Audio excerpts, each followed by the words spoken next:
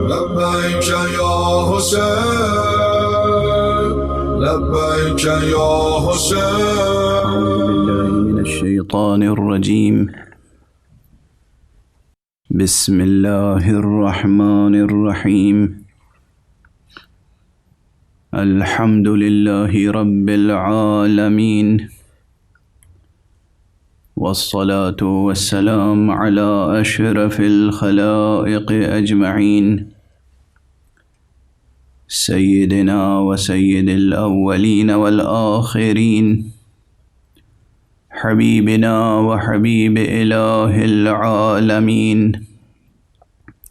إمام المرسلين وخاتم النبيين، أبي القاسم المصطفى محمد، اللهم صل على محمد وآل محمد، وعلى أهل بيته الطيبين الطاهرين الهداة المهديين المعصومين المظلومين، واللعنة الدائمة على أعداء الحق والدين. أما بعد، فقد قال الله تعالى عز اسمه في محكم كتابه ومتقن خطابه. بسم الله الرحمن الرحيم. ألم تر كيف ضرب الله مثلا كلمة طيبة كشجرة طيبة أصلها ثابت وفرعها في السماء تؤتي أكلها كل حين بإذن ربها ويضرب الله الأمثال للناس لعلهم يتذكرون. صدق الله العلي العظيم.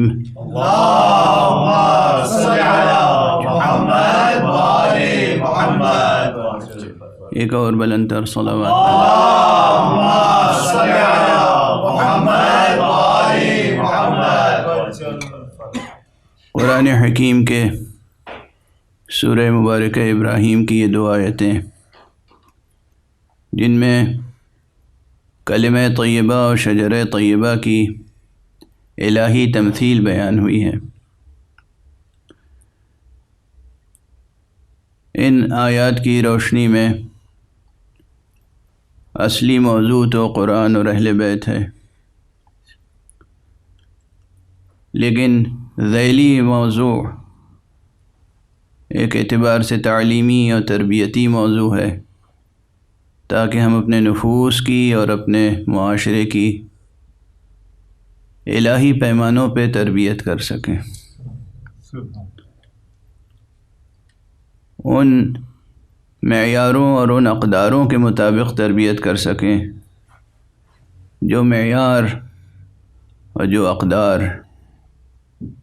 الہی معیار اور الہی اقدار ہیں، اور جو حقیقتاً انسان کے لیے بحیثیت انسان شایع نشان ہے۔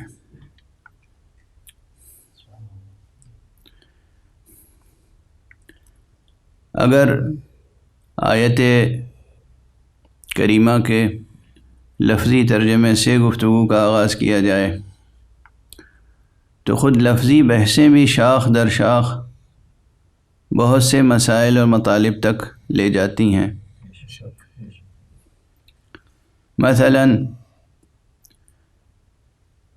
جب لفظ مثل آتا ہے سامنے، الم تر کیف ضرب اللہ مثلا، الم تر یہ پہلا فقرہ آیت کا، یہ قرآن مجید کی اس خصوصیت کی طرف توجہ دلاتا ہے کہ قرآن مجید نے ذہنوں کو پروان چڑھانے کے لیے کیسے کیسے فکر انگیز اسالیب اختیار کیے ہیں۔ اسلوب کلام، کبھی کبھی کوئی مضمون ذہن کو پروان چڑھاتا ہے، کبھی کبھی کوئی اسلوب ذہن کو پروان چڑھاتا ہے، کبھی کبھی کوئی بات ذہن کو پروان چڑھاتی ہے، کبھی کبھی وہ انداز بیان جس انداز سے بات کو کہا جائے وہ ذہن کو پروان چڑھاتا ہے۔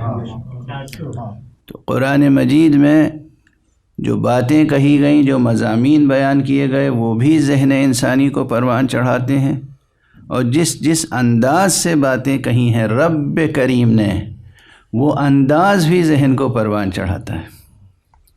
تو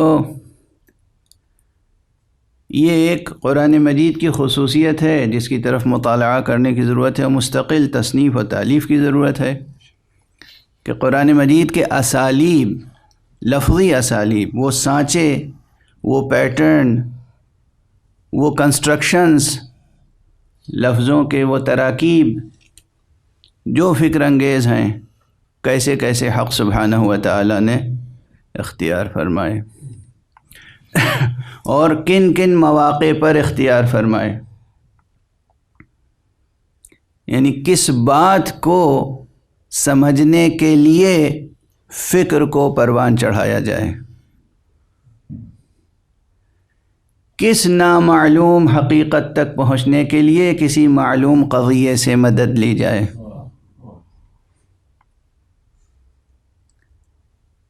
کس شاہد پردہ نشیں تک پہنچنے کے لیے پردہ دری کی کوشش کی جائے۔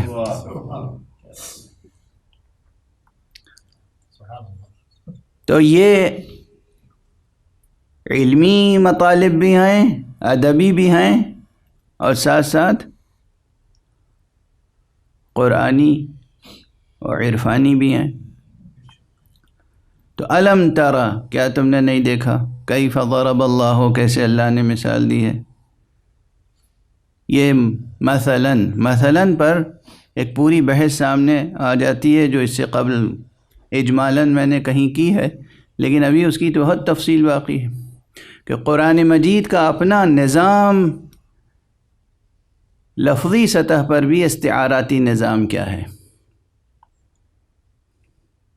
کس طرح سے قرآن مجید نے نادیدہ معانی کو محسوس و ملموس و مشہود مثالوں میں بیان کیا ہے۔ یعنی دیکھیے، آپ ایک چیز کو دیکھتے رہتے ہیں اور پھر آپ چمن میں جاتے ہیں، گلاب کا مشاہدہ کرتے ہیں، گلاب کی خوشبو، گلاب کا رنگ، گلاب کی نضارت، گلاب کی پنکھڑیوں کی بناوٹ، ایک ایک چیز آپ کو متوجہ کرتی ہے، آپ اسے دیکھتے رہتے ہیں، اور آپ اپنے کسی معشوق یا محبوب کا چہرہ بھی دیکھتے ہیں، یہ بھی دیکھتے ہیں، وہ بھی دیکھتے ہیں، اور اس چیز کی اس سے تشبیہ دیتے ہیں۔ لیکن کبھی کبھی مشکل یہ ہوتی ہے کہ ایک چیز دیکھی نہیں ہے اور اس کی تشبیہ دی جا رہی ہے اس چیز سے کہ جو دیکھی جا سکتی ہے۔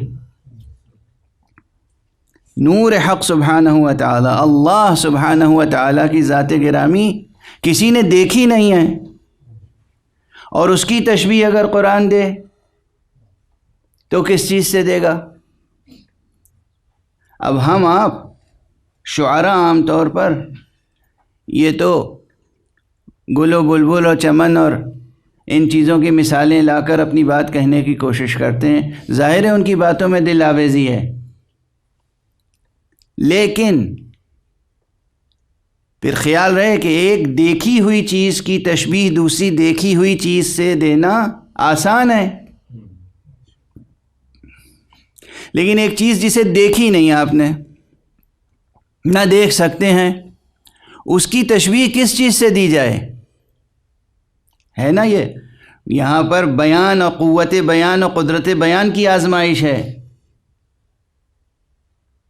کہ آپ کے اندر کتنی قدرت بیان ہے، زبان پر کتنا قابو ہے، آپ کو اس حقیقت کو کتنا سمجھائے، کس طرح بیان کر سکتے ہیں۔ اب قرآن مجید آگے بڑھ کے ایک ایسی چیز سے مثال دیتا ہے حق سبحانہ و تعالی کی کہ جس کی خود صفت یہ ہے کہ وہ چیزوں کو دیکھنے کے قابل تو بناتی ہے، خود نظر نہیں آتی۔ وہ شے چیزوں کو دیکھنے کے قابل بناتی ہے مگر خود نظر نہیں آتی، اور وہ کیا ہے؟ نور۔ لائٹ یا نور کی صفت یہ ہے، اس کی تعریف میں یہ داخل ہے وصف اس کا کہ یہ خود نظر نہیں آتا، چیزوں کو دیکھنے کے قابل بنا دیتا ہے۔ اب ایک طرف یہ نور ہے جو خود نظر نہیں آتا لیکن دوسری چیزوں کو دیکھنے کے قابل بنا دیتا ہے، ایک طرف وہ خدا ہے جو خود نظر نہیں آتا لیکن چیزوں کی تخلیق کرتا ہے جو چیزیں نظر آتی ہیں۔ قرآن مجید نے آگے بڑھ کے کہا اللہ نور السماوات والارض، اللہ تو زمینوں اور آسمانوں کا نور ہے۔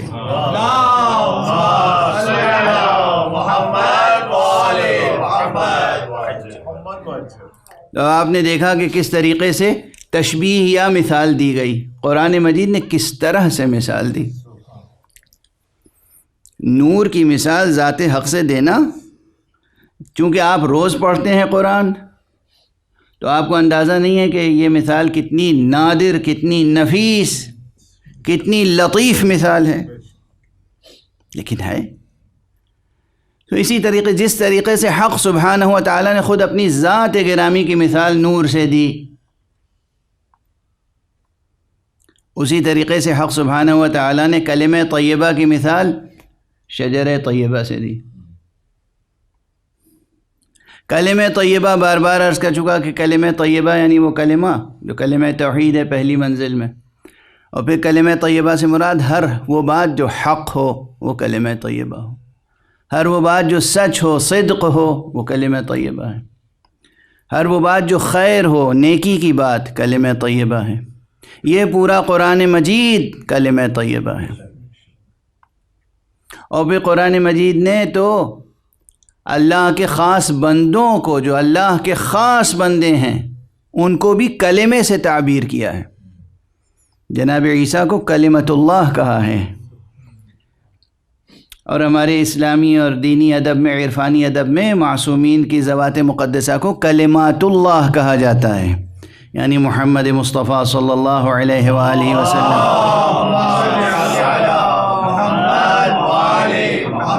کی ذات گرامی خود کلمت اللہ ہے۔ علی ابن ابی طالب علیہ السلام کی ذات گرامی خود کلمت اللہ ہے۔ حضرت فاطمہ زہرا سلام اللہ علیہا کی ذات گرامی خود کلمت اللہ ہے۔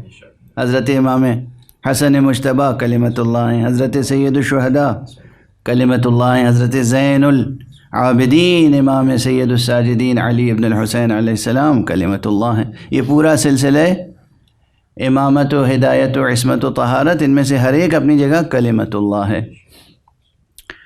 تو الم تر کیف ضرب اللہ مثلا کلمۃ طیبۃ، کلمہ طیبہ سے کی مثال دی ہے شجر طیبہ سے۔ یہاں پر ایک بحث اور گزارش کر دوں کہ یہ مانوس بحث ہے، کوئی بہت دقیق نہیں ہے، لیکن اس سے نتیجہ بہت دقیق سامنے آتا ہے کہ یہاں پر ادات تشبیہ استعمال ہوئے ہیں۔ عجیب و غریب مثال ہے کہ جہاں لفظ مثال بھی استعمال ہوا اور لفظ اور ادات تشبیہ بھی استعمال۔ ادات تشبیہ کسے کہتے ہیں؟ یعنی تشبیہ کی وہ منزل ہے جہاں جس چیز کی تشبیہ دی جا رہی ہے مشبہ، اور جس چیز سے تشبیہ دی جا رہی ہے مشبہ بہ، دونوں کا تذکرہ ہے، اور بیچ میں حرف تشبیہ بھی ہے، کاف۔ جیسے کہا جا رہا ہے کہ کلمہ طیبہ کی مثال تو مشابہت تو شجر طیبہ سے ہے، تو اس سے زیادہ صراحت تو ممکن نہیں ہے۔ ایک جملہ عرض کروں، جب حد سے زیادہ صراحت ہوتی ہے تو عموماً عام لوگوں کے کلام میں جاذبیت ختم ہو جاتی ہے، پھیکا پڑ جاتا ہے کلام۔ یہ ہے اعجاز قرآن، کمال صراحت کے باوجود بھی کمال جاذبیت موجود ہے، کمال صراحت کے بعد بھی کمال جاذبیت موجود ہے، اور فکر انگیزی موجود ہے۔ دیکھیے ایک منزل ہوتی ہے، توجہ رکھیے گا، دقیق ہے میرا بحث۔ ایک منزل وہ ہوتی ہے کہ آپ نے مشابہت بیان کی، اور ایک منزل وہ ہوتی ہے کہ وجہ مشابہت بیان نہیں کی، تشبیہ دے دی۔ اب ذہن فکر کرے گا وجہ مشابہت تلاش کرنے کے لیے۔ یہاں پر صراحت ہے تشبیہ کی، اس کے باوجود ذہن میں جستجو بیدار ہو جاتی ہے وجہ شبہ تلاش کرنے کے لیے، اور کچھ وجہیں بیان کی گئیں اس کے باوجود ذہن کی جستجو بیدار رہتی ہے۔ یعنی کیسا نامتناہی ہے یہ کلمہ طیبہ، اور کیسا نامتناہی ہے وہ شجرہ طیبہ۔ کیا تم نے نہیں دیکھا اللہ نے کیسے مثال دی ہے کلمہ طیبہ کی شجرہ طیبہ سے؟ وہ شجرہ طیبہ جس کی جڑ قائم ہے اور جس کی شاخ آسمانوں میں بلند ہے، اور جو ہمیشہ پھل دیتا رہتا ہے اذن پروردگار سے۔ اور پھر کہا وَيَضْرِبُ الْأَمْثَالَ لِلنَّاسِ وَيَضْرِبُ اللَّهُ الْأَمْثَالَ لِلنَّاسِ لَعَلَّهُمْ يَتَذَكَّرُونَ، اللہ تو لوگوں کے لیے مثالیں بیان کرتا ہے تاکہ وہ عبرت حاصل کریں، عبرت پکڑیں۔ یعنی موضوع مثال، اسلوب مثال کو اتنی اہمیت قرآن مجید نے یہاں کیوں دی؟ کہ اس لیے تو نہیں تاکہ ذہن میں راسخ ہو جائے کہ کلام حق میں نظام مثال کا، تشبیہ کا اور استعارے کا ایک گہرا نظام ہے معنی خیز۔ توجہ فرما رہے ہیں آپ؟ یہ ہے بالکل دقیق، ذرا کہہ سکتے ہیں علوم بلاغت سے متعلق ہے یہ بحث، لیکن فضائل کے باب بھی جڑے ہوئے ہیں اس سے۔ اب بس ایک بات عرض کر دوں، کبھی کیا ہوتا ہے کہ ادات تشبیہ، یعنی جس حرف کے ذریعے، جس لفظ کے ذریعے سے تشبیہ دی جائے، اس لفظ اور اس حرف کو حذف کر دیا جائے، اور جس چیز کی تشبیہ دی جا رہی ہے اسے بھی حذف کر دیا جائے، صرف اس چیز کا بیان کیا جائے جس سے تشبیہ دی گئی۔ تو یہ کون سا اسلوب ہوا؟ اسے کہتے ہیں استعارہ، اسے کہتے ہیں استعارہ۔ مثلاً ہم کسی سے کہیں کہ دیکھیے زید سے ذرا سنبھل کے ملاقات کیجیے گا، زید تو شیر جیسا ہے، زید سے پنجہ کشی، پنجہ آزمائی آسان نہیں ہے، وہ تو شیر جیسا ہے۔ تو میں نے تو پوری بات کھول کے کہہ دی۔ یہ ایک موقع ہے۔ دوسرا موقع ہوا کہ میں نے زید کا نام ہی نہیں لیا، مجھے معلوم ہے کہ آپ جا رہے ہیں زید کے مقابلے میں، تو میں نے بس کہا کہ سنبھل کے جائیے گا، شیر کا مقابلہ ہے۔ تو زید کا نام نہیں لیا، وہ شیر جیسا ہے یہ نہیں بیان کیا، میں نے تو بس لفظ شیر کہا، سنبھل کے جائیے گا، شیر کا مقابلہ ہے۔ تو یہاں جو تشبیہ دینے والے الفاظ تھے وہ ختم ہو گئے، صرف وہ ذکر رہ گیا جس سے تشبیہ دی گئی۔ واضح ہے بات؟ یہاں پر کلمہ طیبہ اور شجرہ طیبہ کا جب تذکرہ کیا گیا تو وجہ شبہ اور جناب والا ادات تشبیہ سب موجود ہیں، کاف بھی موجود ہے۔ اور اگر یہ بات سمجھ میں آ گئی کہ اللہ سبحانہ و تعالیٰ کیوں فرما رہا ہے وَيَضْرِبُ اللَّهُ الْأَمْثَالَ لِلنَّاسِ، اللہ لوگوں کے لیے مثالیں پیش کرتا ہے، مثالیں دیتا ہے تاکہ وہ سمجھدار ہو جائیں، تاکہ وہ عبرت حاصل کریں۔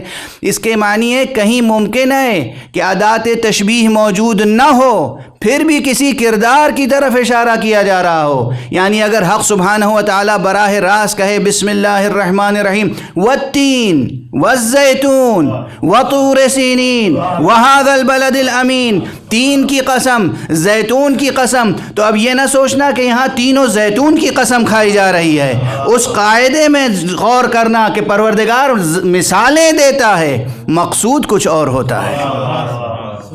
اب اگر روایت کہے کہ تینوں زیتون سے مراد حسن اور حسین کی ذوات مقدسہ ہیں تو پھر تعجب نہ کرنا، اعتراض نہ کرنا، رد نہ کرنا، قبول کرنا، یہی عقل قرآنی کا تقاضا ہے۔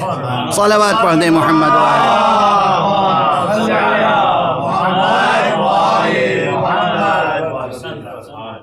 یہ عقل قرآنی کا تقاضا ہے۔ کوئی بڑے سے بڑا مفسر ہو اور وہ کہے کہ یہ روایت تو ہے مگر لیس من التفسیر بشیء، یہ نہیں کہہ سکتے آپ لیس من التفسیر بشیء۔ اگر امام معصوم نے کہا ہے کہ تینوں زیتون سے مراد حسن اور حسین ہے تو پھر حسن اور حسین ہیں. قاعدہ، اصول، دلیل. جائیے دیکھیے، اللہ نے کہا ہے کہ اللہ تو مثالیں دیتا ہے تاکہ لوگ سمجھ سکیں. مثالیں دے چکا ہے، اس سے قبل کلمہ طیبہ کی مثال شجرہ طیبہ سے دے چکا ہے. تین بھی شجرہ ہے، زیتون بھی شجرہ ہے، اور دونوں ایسے مبارک شجرے ہیں کہ قرآن مجید نے انہیں مبارک کہا، رسول کریم نے انہیں مبارک کہا. اب یہاں پر صرف شجر کا ذکر کر دیا گیا، اس کا ذکر نہیں ہے جس سے مثال دینا مقصود ہے. یہاں پر آزمائش آپ کی ہے کہ آپ کی ذہانت پروان چڑھی یا نہیں چڑھی اسلوب بیان قرآنی کی روشنی میں. قرآن کا اسلوب بیان سمجھے یا نہیں سمجھے. قرآن کرداروں کو شجروں سے تشبیہ دیتا ہے، اور اس طرح سے اور مثالیں موجود ہیں. الم تر کیف ضرب اللہ مثلا کلمۃ طیبہ. اب آپ نے دیکھا کہ قرآن اور اہل بیت کا رشتہ کیا ہے. یعنی کہیں ذکر فرماتا ہے شخصیتوں کو، کہیں صرف ان کے کردار کا ذکر ہوتا ہے، کہیں ایسی مجرد تشبیہ آتی ہے، استعارہ آ جاتا ہے کہ مقصود وہی ہیں مگر اسلوب بیان استعاراتی ہے. قرآن اور اہل بیت میں وہ رشتہ ہے جو وجودی اور وحدت کا رشتہ ہے، اور یہ رشتہ کبھی بھی منقطع ہونے والا نہیں ہے، کبھی ٹوٹنے والا رشتہ نہیں ہے. یعنی حدیث میں تو جو کہا گیا کہ لن یفترقا حتی یردا علی الحوض، یہ ایک دوسرے سے کبھی جدا نہیں ہوں گے، کبھی ہرگز جدا نہیں ہوں گے، یہاں تک کہ حوض کوثر پر مجھ سے ملاقات کریں. تو اس کے معنی یہ تھوڑی ہے کہ حوض کوثر پر پہنچ کر جدا ہو جائیں گے. اس کے معنی یہ ہے کہ یہ کبھی بھی ہرگز جدا نہیں ہوں گے، اس لیے کہ حوض کوثر تو استعارہ دامان ابد کا ہے. جدا ہونے کے جو مراحل ہیں وہ سب اسی دامن دہر میں ہیں، بلکہ ظرف زمان میں. جب ظرف زمان ختم ہو گیا، جہاں جدائی اور افتراق و تضاد و تناقض کے مواقع تھے، یہ ظرف زمان سے جب گزر گئے تو پھر تو جدائی کا موقع ہی ختم ہو گیا. وہ تو جگہ وہی ہے جہاں وحدتیں نمودار ہونے والی ہیں، کثرتیں مٹنے والی ہیں. حوض کوثر، روز محشر، صبح قیامت، وہ صبح ہے، وہ روز ہے، وہ حوض ہے جہاں کثرتیں مٹ جائیں گی، وحدت نمودار ہوگی. تو اس کے بعد تو افتراق کی گنجائش ہی نہیں ہے، اختلاف کی گنجائش نہیں ہے، تناقض و تضاد کی گنجائش نہیں ہے. یہ دور گزر جائے گا. تو کبھی بھی قرآن اور اہل بیت میں جدائی اور افتراق ممکن نہیں ہے. ہاں، ان کی روشنی میں ہمیں اپنی زندگیوں کے تناقضات کو اور تضادات کو دور کرنا ہے. ہماری زندگی کے اندر یہ جو انسان ہے، یوں تو ایک اکیلا انسان نظر آتا ہے، اس انسان میں ایک بہت بڑا عالم چھپا ہوا ہے. اس عالم میں جو کثرت ہے اس کو بھی وحدت میں بدلنے کی ضرورت ہے. اس عالم میں، اس ایک فرد میں، اس میں جو کثرت ہے اسے وحدت میں بدلنے کی ضرورت ہے. اور اصل دعوت توحید اسی لیے ہے.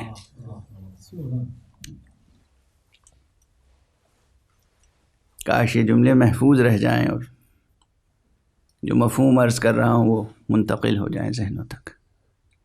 حق سبحانہ و تعالیٰ کو کیا نیاز مندی ہے، کیا احتیاج ہے کہ وہ اصرار و تاکید فرمائے کہ تم مجھے مانو، مجھے تسلیم کرو، میری یکتائی کو تسلیم کرو، میری یگانگت کو تسلیم کرو، میری وحدت کو تسلیم کرو. اٹھتے بیٹھتے کلمہ پڑھو، لا الہ الا اللہ، لا الہ الا اللہ، لا الہ الا اللہ. وہ خالق متعال بہت بلند ہے، بے نیاز ہے، غنی علی الاطلاق ہے، کسی قسم کی احتیاج اسے نہیں، کسی قسم کی ضرورت اسے نہیں. وہ کس لیے اتنی تاکید ہے کہ آپ لا الہ الا اللہ اٹھتے بیٹھتے کہیں اور اس حقیقت کو تسلیم کریں اور اس میں غور کریں، ڈوبتے چلے جائیں. کس لیے؟ مقصد یہ ہے کہ آپ کے اندر جو کثرت ہے وہ وحدت میں بدل جائے. اس انسان میں، اس ایک انسان میں، ہر فرد بشر میں ایک عالم اکبر پوشیدہ ہے. یہ عالم اکبر خود بجائے خود کثرتوں پر مشتمل ہے، یہ کثرتیں وحدت میں بدل جائیں۔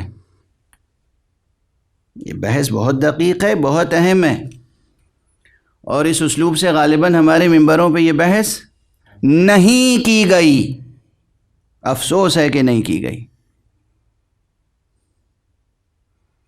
اور اسی لیے ذکر معصومین ہوتا رہتا ہے، ذکر حق ہوتا رہتا ہے، لیکن جو اس کی واقعی تاثیر ہے جتنی ظاہر ہونی چاہیے وہ ظاہر نہیں ہوتی۔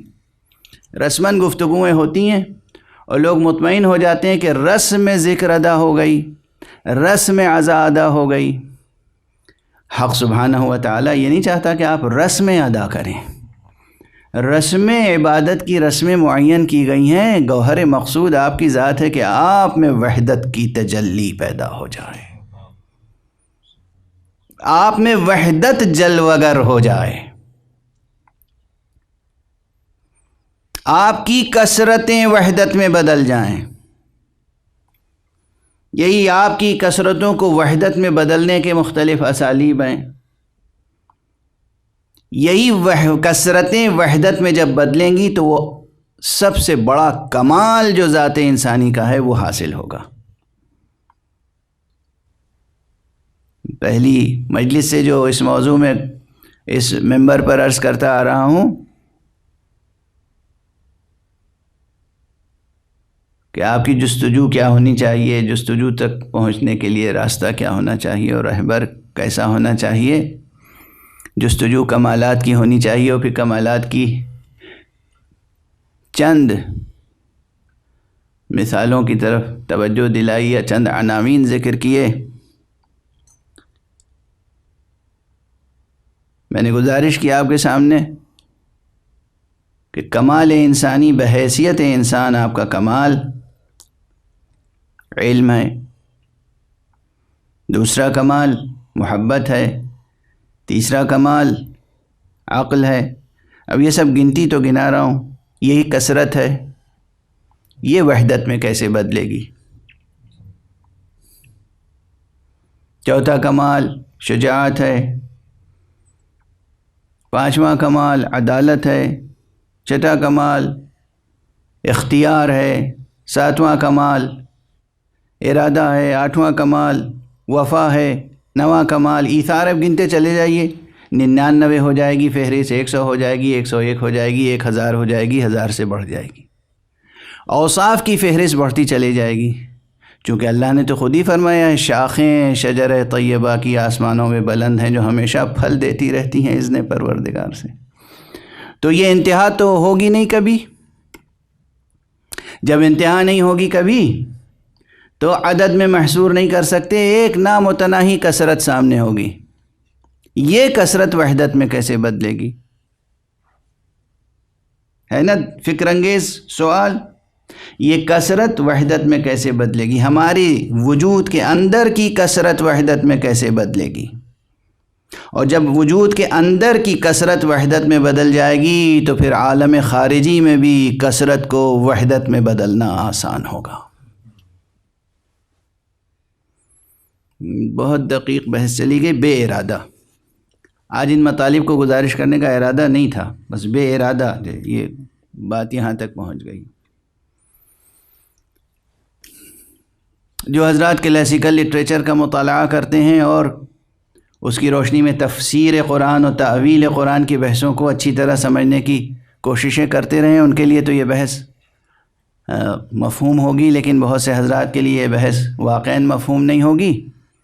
تو بس یہی گزارش ہے کہ مطالب کو رد کرنے یا اس سے صرف نظر کرنے کے بجائے اس پر غور کرنے کی زحمت فرمائیں گے تو انشاءاللہ مطالب آسان ہو جائیں گے۔ دیکھیے کس طریقے سے اوصاف میں وحدت پیدا ہوتی ہے، غور کیجئے، غور کیجئے۔ صفات حق سے لے کر اور خصوصیات عبد تک، بندے تک۔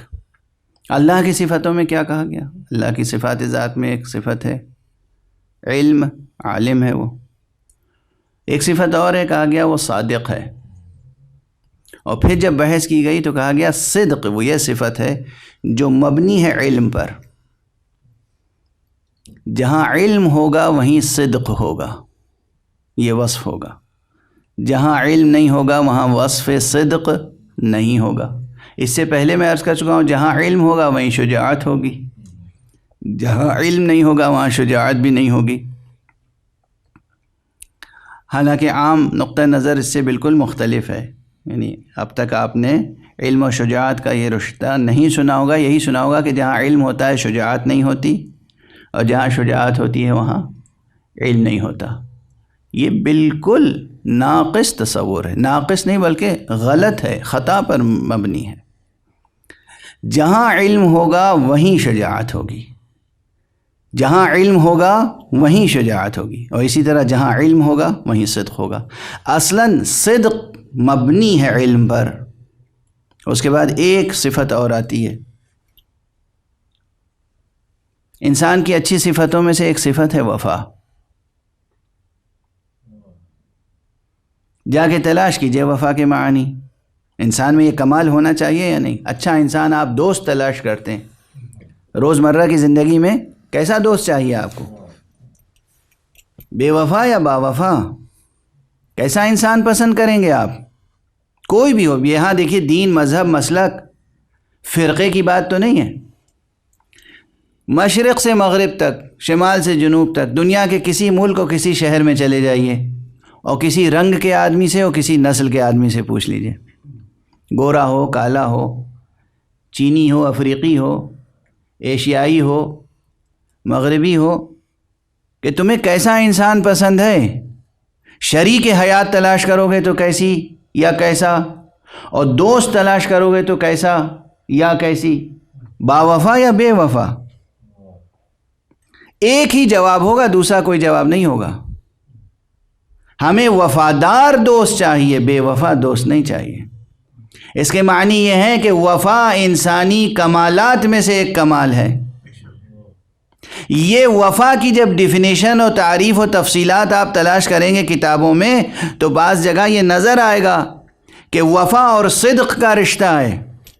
اگر قول میں کوئی سچا ہے تو وہ صادق کہلاتا ہے، اگر عمل میں کوئی سچا ہے تو وہ با وفا کہلاتا ہے. قول میں اگر کوئی سچا ہے. اور یہیں پر ایک بات اور جو اس سے قبل بہت پہلے عرض کی تھی وہ گزارش کر دوں کہ صدق میں، سچ میں اور امانت داری میں بھی یہی رشتہ ہے. اگر قول میں کوئی سچا ہے تو صادق ہے، اور فعل میں، عمل میں کوئی سچا ہے تو وہی امانت دار ہوگا. تو دیکھیے بظاہر الفاظ الگ الگ ہیں نا. ایک ہے صادق، صدق، ایک ہے امانت داری، امانت، ایک ہے وفاداری، وفا. الفاظ الگ الگ ہیں لیکن جوہر معنی کیا ہے؟ قول میں اگر صادق ہے تو وہ صادق ہے، عمل میں اگر صادق ہے تو وہ امانت دار ہے. قول میں اگر امانت دار ہے تو وہ صادق ہے. قول میں امانت دار ہے تو صادق ہے، عمل میں صادق ہے تو امانت دار ہے. اسی طرح قول میں اگر با وفا ہے تو وہ صادق ہے، عمل میں اگر صادق ہے تو با وفا ہے.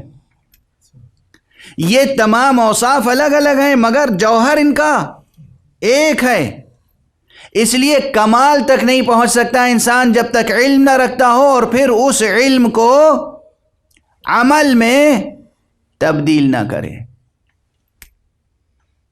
دست ادب جوڑ کے بار بار عرض کر رہا ہوں، بہت سے لوگ کہیں گے کہ یہ علم علم علم، تعلیم تعلم، اس پر بہت زور دے رہے ہیں. ارے بھئی بہت سے لوگ ہیں دنیا میں جو واقعاً رسمی تعلیم نہیں حاصل کر سکتے، ان کے پاس وسائل نہیں ہیں. تو کیا کریں؟ ان کے اندر نقص تو ہے، کمزوری تو ہے، لیکن ایک بات گزارش کروں، یہ جو آپ کی فطرت پر، ذات انسانی کی فطرت پر جو کلمہ لکھا ہوا ہے، اگر اس کلمے پر ایمان لے آئے، اگر کسی کی دعوت پر ایمان لے آئے، کسی نے کہا کہ تم خدا رکھتے ہو اور اس پر ایمان لے آؤ، تو یہ ایمان لانا، سچے دل سے ایمان لانا انسان کو جہل کے دائرے سے نکال کے علم کے دائرے میں پہنچا دیتا ہے۔ سچے دل سے ایمان لانا انسان کو جہالت کے گھپ اندھیرے سے نکال کر علم کی روشنی میں لے آتا ہے۔ اب اس روشنی کو کمال تک پہنچانے کے دو طریقے ہیں۔ اگر فرصت ہے کہ کتابوں کا مطالعہ کریں، اکتساب علم کریں رسمی، تو وہ ایک راستہ ہے، اور اگر وہ فرصت نہیں ہے تو جو علم حاصل کیا ہے اسی کے مطابق، علم کے مطابق جتنا علم ہے اس علم کے مطابق عمل کرتے رہیں تو خدا خود اس علم میں برکت عطا فرماتا ہے۔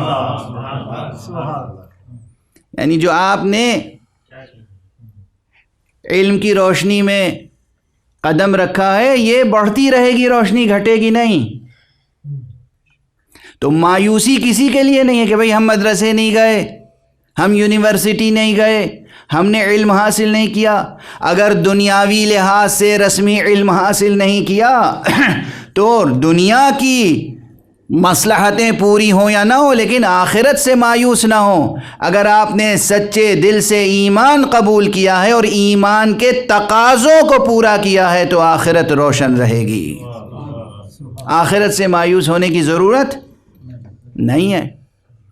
یہی قرآن مجید کا عملی پیغام ہے، اور یہی اہل بیت مصطفیٰ صلی اللہ علیہ وآلہ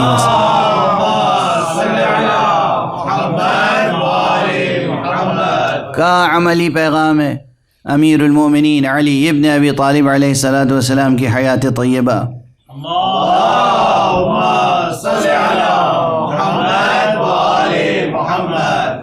اور تمام ائمہ اہل بیت اور ان ائمہ اہل بیت کی آغوش میں یا ان کے سائے میں پروان چڑھنے والے، ان کے پرنور سائے میں پروان چڑھنے والے جو کردار ہیں وہ گواہ ہیں کہ کس طریقے سے انسان دنیا اور آخرت دونوں کو روشن کر سکتا ہے۔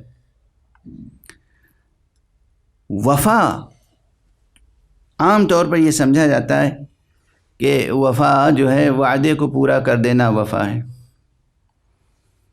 لیکن یہ بہت ناقص تعریف ہے۔ کسی سے وعدہ کیا، وعدہ پورا کر دیا تو وفاداری ہے، اور وعدہ پورا نہیں ہوا تو بے وفائی ہے۔ یہ بھی دیکھنا ہے کہ وعدہ سچا ہے یا جھوٹا ہے، وعدہ سچ پر ہوا ہے یا جھوٹ پر ہوا ہے، وعدہ اچھی بات کا کیا ہے یا بری بات کا کیا ہے، عہد کس بات کا کیا ہے۔ قرآن مجید میں عہد اور عقود، عقد یعنی پیمان، معاملہ، اس کو بہت اہمیت دی ہے، اس کو پورا کرنے کی تاکید کی حکم فرمایا ہے۔ سورہ مبارکہ مائدہ، جسے میں اکثر کہتا ہوں کہ یہ سورہ ولایت ہے، اس سورہ ولایت میں آغاز کیا ہے اس کا؟ بسم اللہ الرحمن الرحیم، وَأَوْفُوا بِالْعُقُودِ یا ایھا الذین آمنوا اوفوا بالعقود، اے ایمان لانے والو اپنے عقود کی وفا کرو۔ عقد کی جمع ہے عقود۔ اب ہمارے فقہا، یہی فرق ہے عام و سطحی فقہ میں اور فقہ اکبر میں۔ ہمارے فقہا مجتہدین عام طور پر اس آیت کو کوٹ کر کے معاملات میں بحث کرتے ہیں کہ آپ نے کسی سے خریدنے بیچنے کا معاملہ کیا تو جو معاملہ کیا بس اس کی پابندی کیجیے، معاملہ جو کیا اس کی، اب غیر فقہی اصطلاح میں اسی طرح سمجھا سکتا ہوں ممبر پر، ورنہ مقاصد میں اور بیع، کتاب البیع میں یہ بحث تو دوسری اصطلاحوں میں ہوتی ہے۔ جس سے جو معاہدہ ہوا، جو معاملہ طے ہوا، آپ اس معاملے کی پابندی کریں۔ تو بہت سے معاملات ہوتے ہیں جن میں لزوم ہے، یعنی وہ معاملہ ہو گیا تو بس ہو گیا، اور کچھ معاملے ہوتے ہیں جو جائز ہیں کہ آپ کو اختیار ہے کہ اس معاملے کو جب چاہیں توڑ دیں۔ یہ سب فقہی بحثیں ہیں، اور جو معاملے ہیں ان میں اصل کیا ہے؟ لزوم، کہ معاملہ ہوا ہے تو پھر اس کی پابندی کرنی ہے۔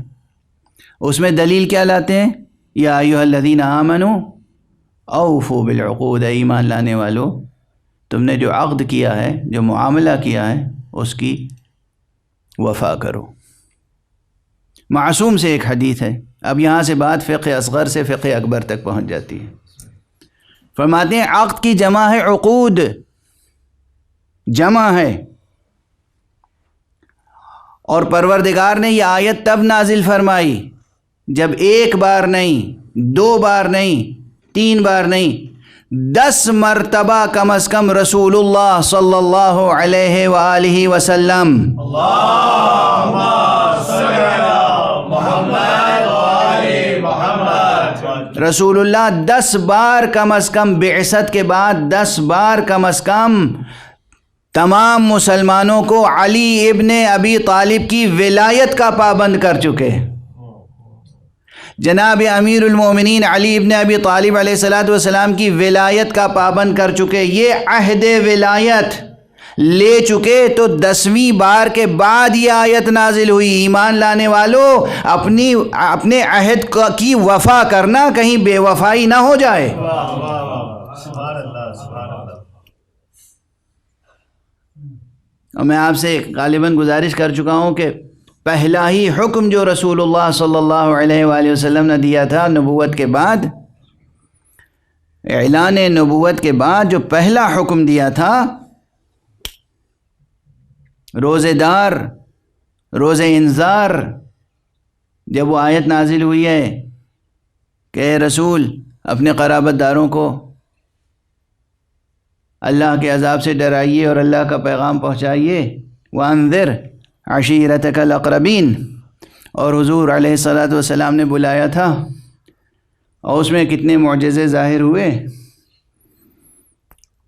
تو اس اعلان کے بعد کہ میں اللہ کا رسول ہوں اور تمہارے پاس خیر دنیا اور خیر آخرت لے کر آیا ہوں، پہلا حکم جو بحیثیت نبی خاتم دیا تھا وہ یہ کہ یہ امیر المومنین علی ابن ابی طالب ہیں، تم سب ان کی اطاعت کرنا۔ اس کے بعد ایک کے بعد ایک مختلف مواقع پر امیر المومنین علی ابن ابی طالب علیہ السلام کی اللہم صلی علی محمد وآل محمد اطاعت کی طرف بلاتے رہے۔ اطاعت اطاعت اطاعت، یہ عہد ولایت، یہ پیمان ولایت حضور علیہ السلام قائم کرتے رہے عوام مسلمین، عامہ مسلمین، مؤمنین کے درمیان اور امیر المؤمنین علی ابن ابی طالب علیہ السلام کے درمیان۔ تو 10 مرتبہ، کم از کم 10 مرتبہ جب یہ عہد و پیمان پیش کیا جا چکا، اس کے بعد یہ آیت نازل ہوئی، اے ایمان لانے والوں عقود کی وفا کرنا۔ تو اب یہ واضح رہے کہ قرآن مجید میں عقود کی وفا بھی ہے، عہود کی وفا بھی ہے، اور یہ اس طرح کا ایک معاملہ ہے جہاں عجیب و غریب ایک شان رب سبحانہ و تعالیٰ کی سامنے آتی ہے۔ ایک جگہ فرمایا گیا کہ وَأَوْفُوا بِعَهْدِي أُوفِ بِعَهْدِكُمْ، دیکھو تم میرے عہد کی وفا کرو تو میں تمہارے عہد کی وفا کروں گا۔ یہ سورہ بقرہ ہی میں کیا شان ربوبیت ہے، کیا شان ربوبیت ہے۔ عہد و وفائے عہد کی عظمت کو سمجھیں آپ، اور اسی طرح نذر اور وفائے نذر، عقد اور وفائے عقد، عہد اور وفائے عہد، نذر اور وفائے نذر۔ سورہ دہر آپ کے سامنے ہے، وَيُوفُونَ بِالنَّذْرِ، یہ فقرہ قرآن مجید میں غیر معمولی اہمیت رکھتا ہے۔ خود اہل بیت مصطفیٰ کی شان بیان ہو رہی ہے کہ یہ وہ ہیں جو نذر کی وفا کرتے ہیں، جو نذر کر لیتے ہیں اسے پورا کر کے دکھاتے ہیں۔ بہرحال قرآن مجید نے وصف وفا کو بہت اہمیت کے ساتھ پیش کیا ہے، اور یہ وصف وفا اپنی ماہیت میں صدق کے ساتھ توام ہے، یعنی صدق و وفا ایک دوسرے سے جڑے ہوئے ہیں۔ صدق و وفا علم کے ساتھ توام ہے۔ اگر اس طرح سے آپ غور فرمائیں، تجزیہ اور تحلیل فرمائیں، تو پھر آپ کے وجود میں پائی جانے والی کثرت وحدت میں بدل جائے گی، اور یہ وحدت ایسی وحدت ہوگی آپ کے ہاں تو ایک عمر گزر جائے تب یہ کیفیت پیدا ہوگی، زندگی کے تلخ و شیریں تجربات۔ لیکن دامان عصمت، آغوش عصمت، سایہ عصمت، احاطہ ولایت، حصار ولایت، قلعہ ولایت، اس میں پروان چڑھنے والے چھوٹے چھوٹے بچوں میں بھی وفا کی عجیب شان ہوتی ہے۔ وہ ایک علامتی روایت ہے کہ جناب امیر المومنین علی ابن ابی طالب علیہ السلام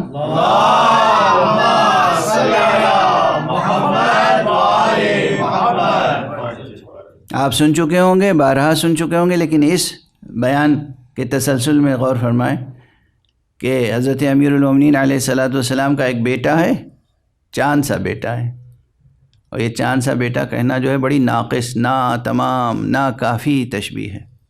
سورج سا بیٹا کہوں تب بھی ناکافی ہے تشبیہ۔ اس بیٹے میں وہ نور ہے، وہ تجلی ہے، وہ جلال ہے، وہ روشنی ہے، وہ حرارت ہے جو نہ چاند میں ہے نہ آفتاب میں ہے۔ نام ہے اس کا ابو الفضل العباس۔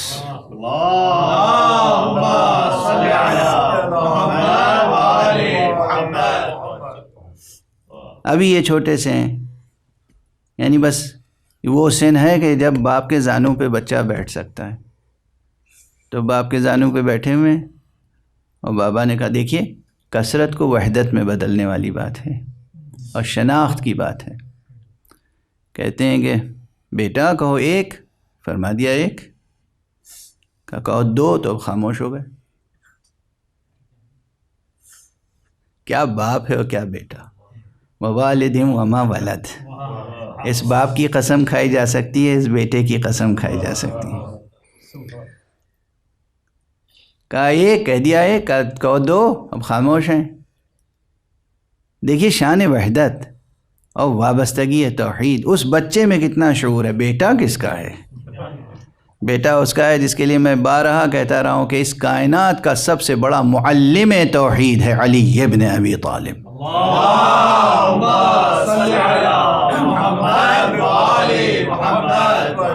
بعد از خدا و رسول، یا یوں کہہ لیجئے کہ سب سے بڑے معلم توحید رسول اللہ صلی اللہ علیہ وآلہ وسلم ہیں، اور سب سے بڑے عالم توحید امیر المومنین علی ابن ابی طالب علیہ السلام ہیں۔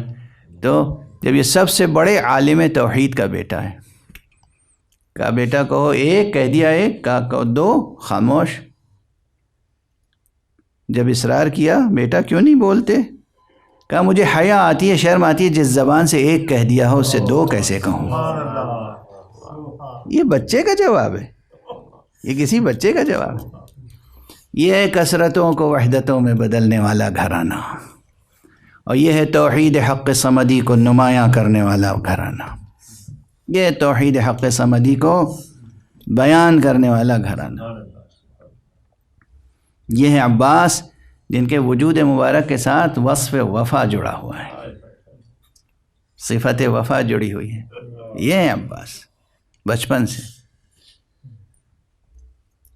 یہ تو ان معصوم ہستیوں کے وجود کی برکتیں ہیں کہ اس منبر سے، اس ذکر کے دامن میں ہم فلسفہ و منطق اور معرفت و فقہ ہر مسئلہ بیان کر دیتے ہیں، ورنہ حقیقت تو یہ ہے کہ آپ کی آنکھوں میں جس طرح نام لیتے ہی آنسو آ جاتے ہیں، یہ اس حقیقت پر گواہ ہیں کہ یہ ایام صرف اور صرف ان کے فضائل اور مصائب بیان کرنے کے لیے، اور فضائل بیان کرنے کے لیے تو سال کے اور 360 دن 350 دن ہیں، یہ 10 دن تو صرف ان کی مصیبتوں کے بیان کے لیے۔ ان کی مصیبتوں کو سمجھیں، ان کے مصائب کو سمجھیں، اور اس پر جتنا گریہ کر سکتے ہو گریہ کریں۔ یہ گریہ بھی غبار طبیعت کو دھو دیتا ہے اور گوہر طبیعت کی وحدت کو نمایاں کرتا ہے۔ یہ فطرت انسانی کی روشن وحدت کو نمایاں کرتا ہے، اور لوح فطرت پر آئے ہوئے غبار کو دھو دیتا ہے۔ یہ گریہ جو گریہ عشق ہے، جو گریہ معرفت ہے، جو گریہ وفا ہے۔ عباس، آپ حضرات سب واقف ہیں ان واقعات سے، محرم میں صرف اشارے کیے جاتے ہیں کہ یہ وہ گوہر یکتا و یگانہ ہے۔ کہ جس کی آرزو کی تھی امیر المومنین نے، علی جس کے پاس حسن و حسین جیسے بیٹے موجود ہوں، علی ابن ابی طالب جس کے پاس حسن اور حسین جیسے بیٹے موجود ہوں، وہ ایک بیٹے کی اور آرزو رکھتا ہے اور اپنے بھائی عقیل سے بلا کے کہتے ہیں کہ مجھے ایک ایسا رشتہ دو جو بہادر خاندان کی کوئی ایسی نجیب و عظیم خاتون ہو جو عظیم بیٹا جنم دے سکے۔ یہ سب آپ سنتے رہتے ہیں، بس محرم میں تو اشارے کیے جاتے ہیں، تاریخ اہل بیت کا جوہر تو آپ کی طبیعتوں میں محفوظ ہے۔ جناب عقیل نے وہ رشتہ دیا جو ام البنین فاطمہ کلابیہ سے رشتہ ہوا، اور اس بی بی نے 4 بیٹے ایسے جنم دیے، چاروں شیر ہیں، چاروں چرخے وفا کے ماہتاب ہیں، چاروں آسمان محبت و عشق و عرفان کے آفتاب ہیں، لیکن ان سب میں سب سے بڑا ستارہ یہی عباس ہے۔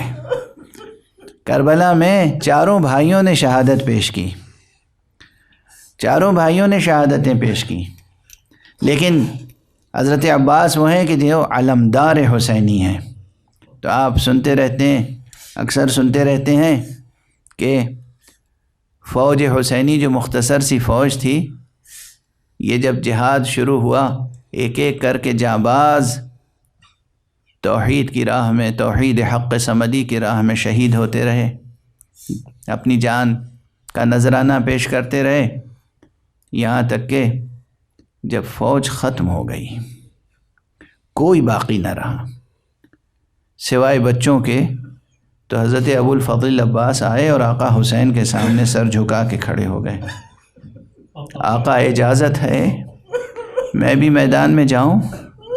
حضرت امام حسین نے فرمایا بھیا تم تو میرا لشکر ہو، تم تو میرے لشکر کا کہ علم بردار ہو۔ اور حضرت عباس نے اس وقت فرمایا ہے بھیا آقا وہ لشکر کہاں رہ گیا جس کا میں علم بردار ہوں۔ میں اس سے پہلے کبھی عرض کر چکا ہوں، دونوں جملے اپنی جگہ بامعنی ہیں، بہت بامعنی ہیں۔ ایک اعتبار سے دیکھیے، چشم حقیقت بھی سے دیکھیے تو ابھی بھی حسین کا لشکر موجود ہے پورا، چشم ظاہر سے دیکھیے تو وہ لشکر شہید ہو چکا۔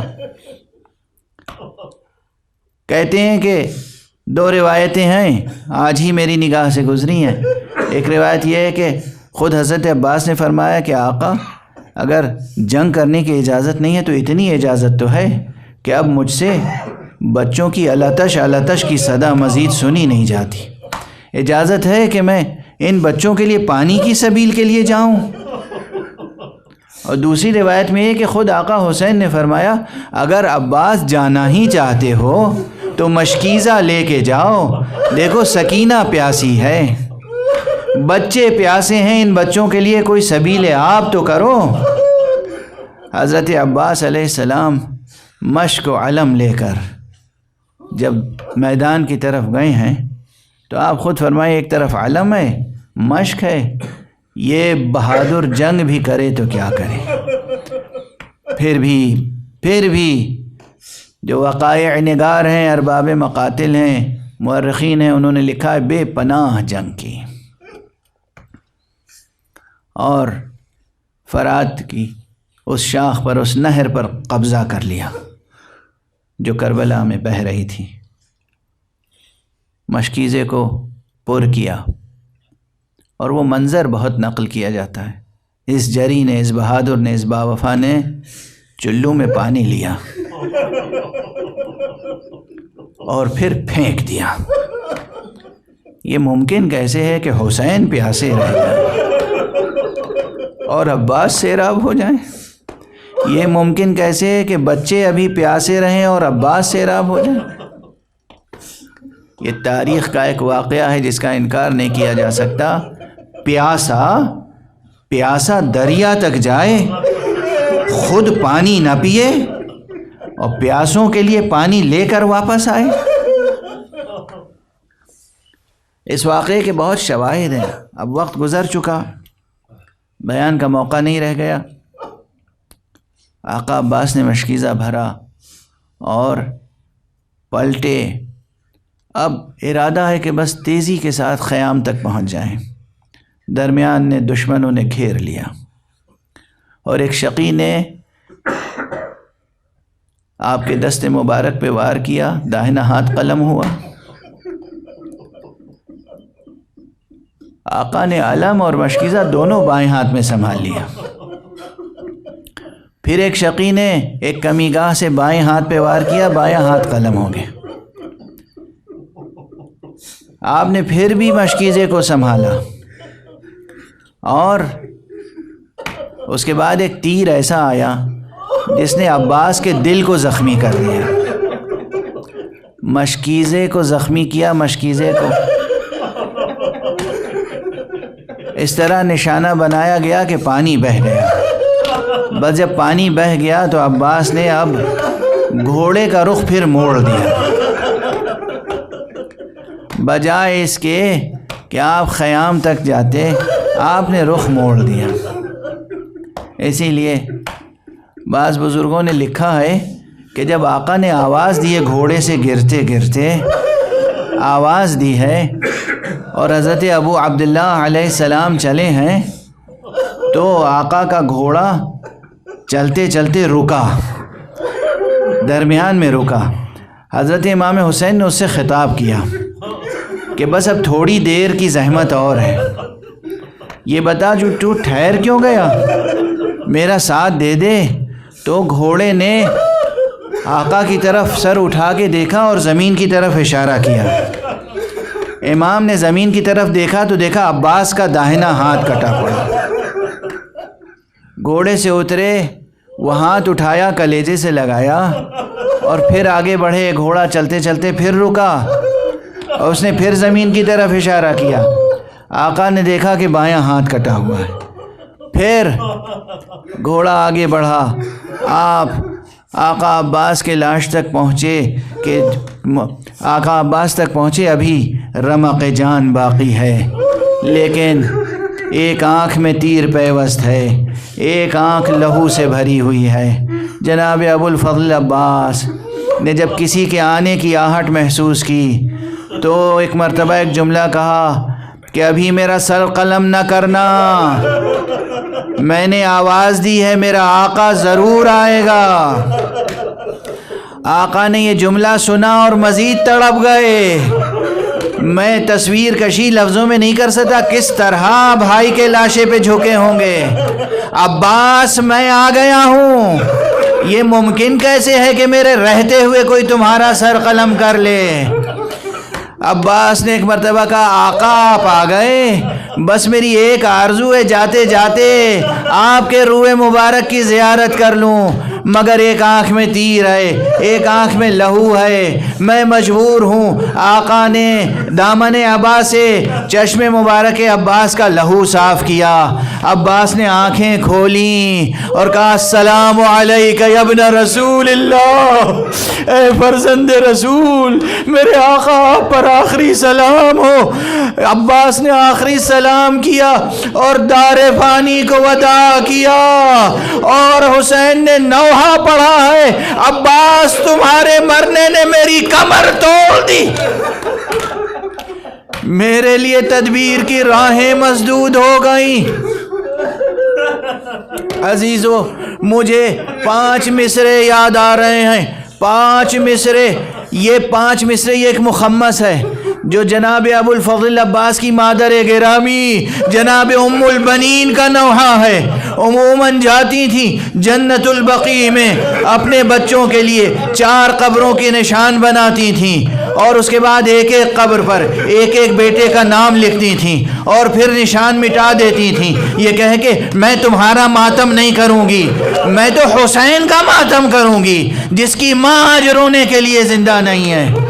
لیکن کبھی کبھی اپنے بیٹوں کے لیے بھی ماتم کرتی تھیں، نوحہ پڑھتی تھیں۔ وہ عجیب و غریب مصرے ہیں، فرماتی ہیں یا من را العباس کر علی جماہیر النقد، اے وہ لوگوں جنہوں نے میرے عباس کی جنگ و پیکار دیکھی ہے، میں ترجمہ آزاد ترجمہ کر رہا ہوں۔ یا من رأى العباس کر علی جماہیر النقد ووراہ من ابناء حیدر کل لیث ذی لبد، اور جب وہ چلتا تھا تو اس کے پیچھے حیدر کی اولاد ہوتی تھی، علی کے سارے بچے اس کے پیچھے پیچھے ہوتے تھے۔ ویلی علی شبلی امال براسہ ضرب العمد، اے میرے بچے وائے ہو تیرے سر پر گرز گراں لگایا گیا۔ لو کان سیفک فی یدیک لما دنا منہ احد، ارے تیرے ہاتھوں میں تلوار ہوتی تو مجال تھی کہ کوئی اس سے قریب آ جاتا۔ انا للہ وانا الیہ راجعون، رضا بقضائہ وتسلیما لامرہ۔